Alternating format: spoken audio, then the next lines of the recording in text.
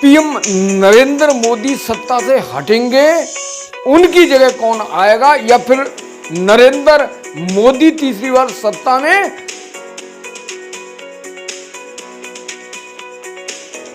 उत्तर प्रदेश की 8 लोकसभा सीट और देश की 102 लोकसभा सीट पर 19 अप्रैल प्रथम चरण का मतदान हुआ।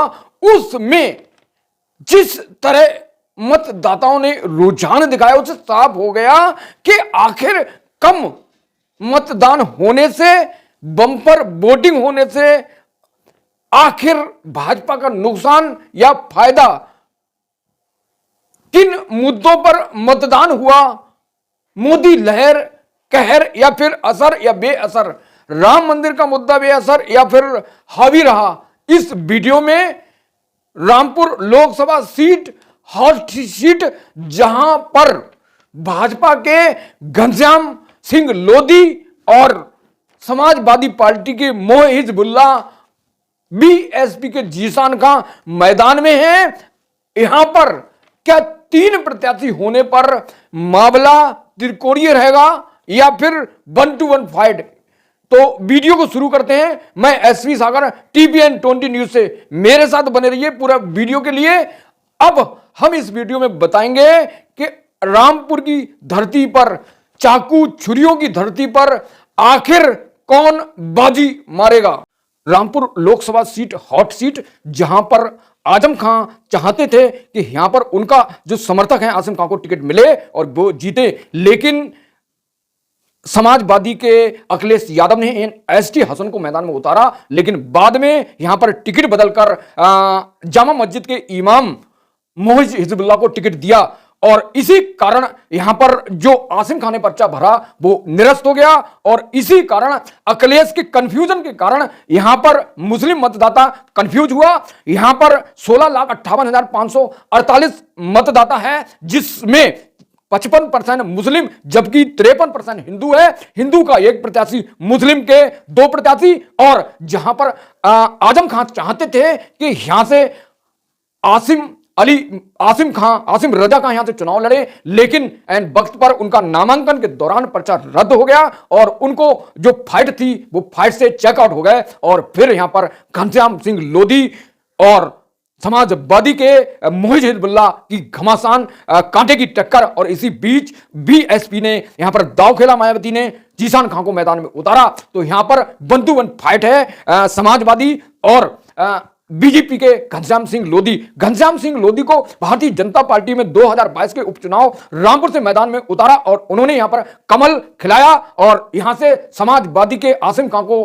कड़ी शिरकत दी। तो यहां पर इस 2024 का लोकसभा चुनाव है, इसमें 42.77% मतदान हुआ। अब कम मतदान का क्या कारण था बताएंगे। तो यहां पर मतदान का 2 हिंदू मुस्लिम प्रत्याशी, जिनमें दोनों के बीच ध्रुवीकरण हुआ है। अगर जमकर, तो इस ध्रुवीकरण का भारतीय जनता पार्टी को फायदा मिलेगा। यानी घनश्याम सिंह लोधी यहां से एक बार फिर जबरदस्त शिरकत करने जा रहे हैं, जीतने जा रहे हैं। और अगर यहां पर ध्रुवीकरण नहीं हुआ है तो यहां पर भारतीय जनता पार्टी के लिए मुसीबत खड़ी।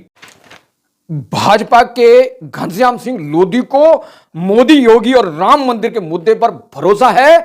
क्यों? क्योंकि राम मंदिर के कारण जो 2024 और 2019 में मोदी सरकार आई, तो इस बार तीसरी बार कमल खिलाने की जुगत में घनश्याम सिंह लोधी को पूरी आस है कि हिंदू मुद्दा और योगी मोदी लहर यहां असरदार रहेगी। क्योंकि यहां पर भारतीय जनता पार्टी ने जिस तरह चक्रव्यूह बनाया है, उससे साफ लग रहा है कि यहां पर घनश्याम सिंह लोधी की जीत इसलिए तय है क्योंकि कम मतदान हुआ है और आसिम खां का पर्चा कैंसिल हुआ है।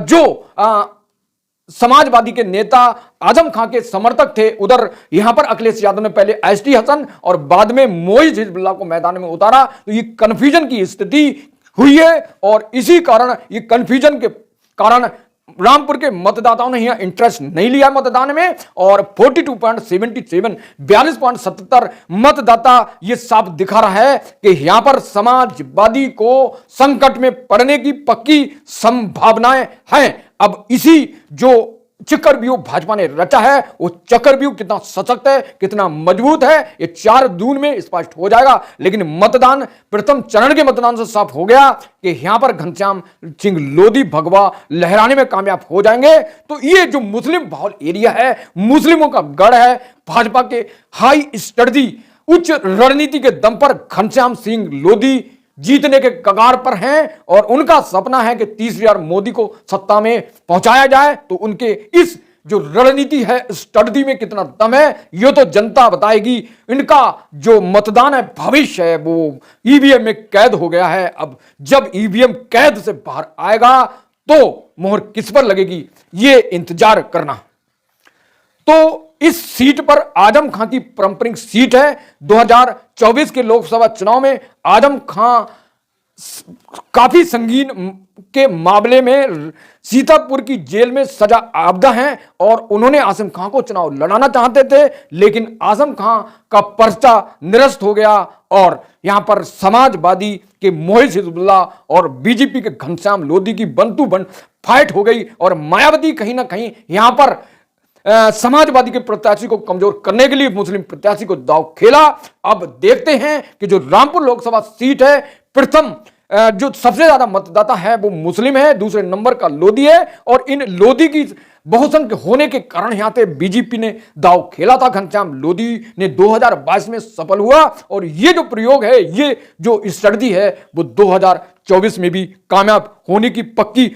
आजम खां का गढ़ रामपुर, जहां से 2009 और 2019 में आजम खां ने जीत दर्ज की, लेकिन 2014 में बीजेपी के नेपाल सिंह ने यहां से कमल खिलाया और 2022 में फिर रामपुर की धरती पर कमल खिला। और क्या 2024 में घनश्याम लोधी कमल खिला पाएंगे, ये इंतजार। लेकिन यहां घनश्याम लोधी की स्थिति मजबूत। समाज पार्टी प्रमुख मायावती 55% मुसलमानों को अपने पक्ष में करने के लिए उन्हें जीशान खां को मैदान में उतारा था और जीशान खां बसपा में हाथी में कितना दम है कि वह बीजेपी के घनश्याम सिंह लोधी से टक्कर ले पाएंगे और क्या समाजवादी प्रत्याशी मौलाना मोहित हिजबुल्लाह क्या घनश्याम लोधी को पछाड़ पाएंगे। तो यहां पर पैराशूट प्रत्याशी, जिस प्रत्याशी को आजम खां चाहते थे कि भाई यहां से उनके जो समर्थक हैं उन्हें टिकट दिया जाए, और उन्हें जबरदस्ती समाजवादी पे लड़ने की कोशिश की, पर्चा कैंसिल हुआ और खेल खत्म हुआ, उनका मामला चेकआउट। तो मोहित हिजबुल्लाह समाजवादी के ये वही प्रत्याशी हैं जिन्होंने 14 अप्रैल के एक कार्यक्रम था बिलासपुर में कांग्रेस के नेता संजय कपूर ने कराया था। उन संजय कपूर के कार्यक्रम में मोहित हिजबुल्लाह ने बाबा साहब अंबेडकर की प्रतिमा पर फूल चढ़ाने से, पुष्प अर्पण करने, माला चढ़ाने से, उन्हें नमस्कार करने से साफ इनकार कर दिया। तो यहाँ की जनता इस बात का भी देख रही है कि मोहित हिजबुल्लाह समाजवादी ने संविधान रचयिता के जो अपमान किया है उसका बदला जरूर लें। तो मोहित हिजबुल्लाह पैराशूट है, पैराशूट से आए हैं और पैराशूट से जाएंगे।